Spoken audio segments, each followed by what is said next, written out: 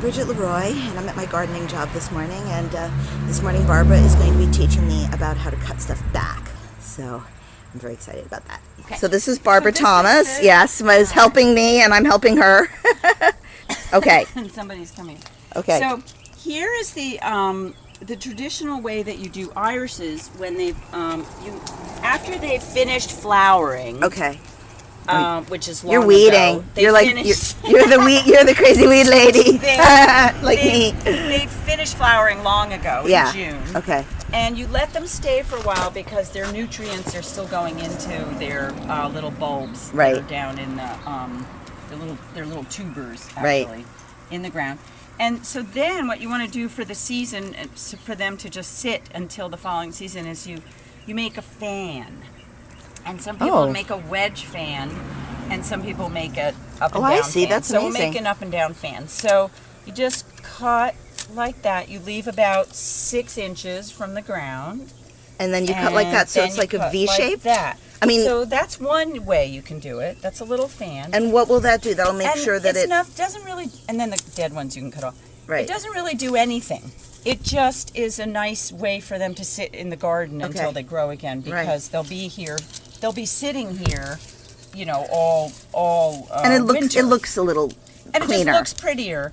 And I think also, I don't know if this is true, but maybe this is eating up too many nutrients to keep this alive for no reason, because they're gone now. Are they perennials? There's a stalk. You see, that's the stalk. They are perennials. And perennials means that they grow again next year. They come again next year. I just found that out. And all you have to do is they like bone meal is their food. Ooh. So so you kill someone and bury the body. Right. Okay. Who knows what bones are in there? Okay. Don't ask.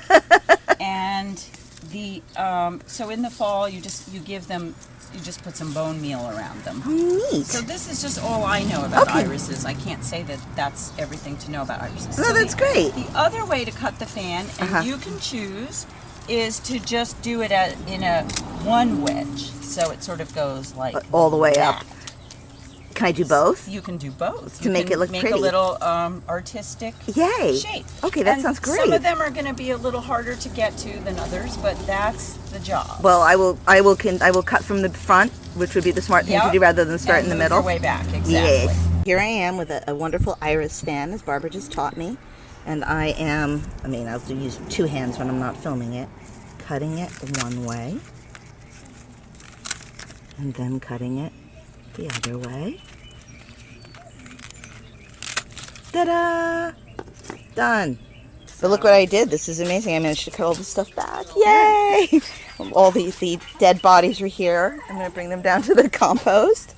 And I want to thank Barbara for letting me experiment on her irises. Thank you, Barbara.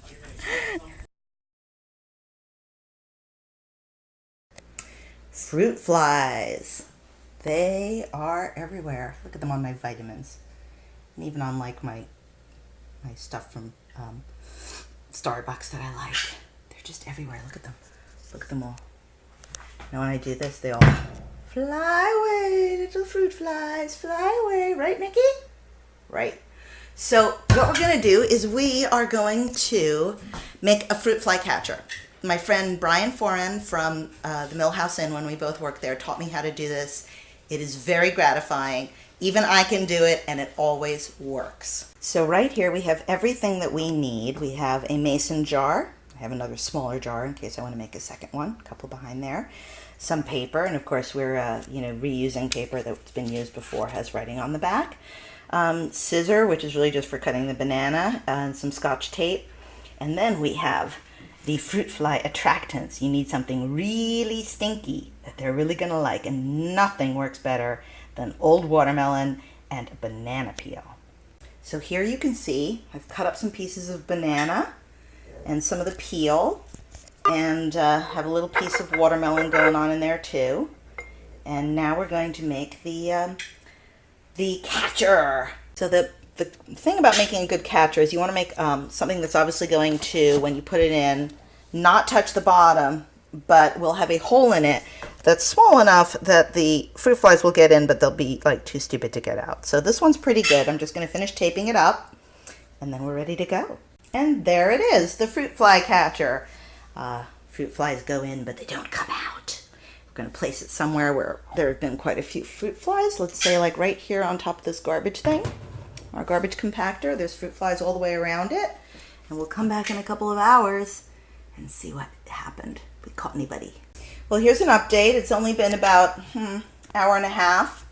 You can see how many, let's get rid of these onion things, how many fruit flies are already in there, and you know how many are thinking about going in there as well. So this is a very efficient fruit trap. We'll check on it again maybe just before bed because it is catching them like crazy. And here we are at like the 2.5 hour checkup. Look at that. They do not like being in there.